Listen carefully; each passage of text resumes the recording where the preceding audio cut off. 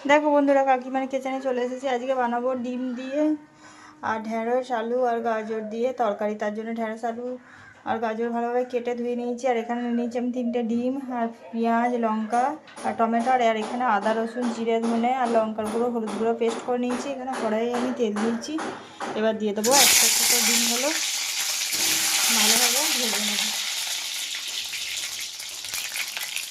এখানে আমি একটু হলুদ অ্যাড করে দিলাম। আমি ডিমগুলো ভেজে নিলাম। এখানে দেখো আমি কড়াই তেল দিয়ে দিচ্ছি। এবার দিয়ে দিলাম 5 ফোড়ন, তেজপাতা আর লঙ্কা। এবার দিয়ে দিলাম কেটে রাখা টমেটো পেঁয়াজ আর লঙ্কা। আমি ভালোভাবে একটু ভেজে নেব। এবার আমি কেটে রাখা সবজিগুলো অ্যাড করে দিচ্ছি। এগুলো ভালো করে লাল করে ভেজে নিতে হবে।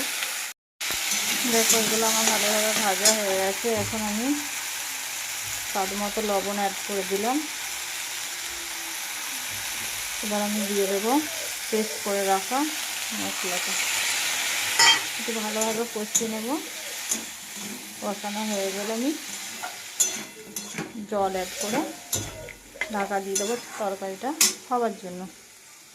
আলু ঢেঁড়সের তরকারি পুরো রেডি। এইভাবে রান্না করে খেয়ে দেখো, তোমাদের ভালো লাগবে।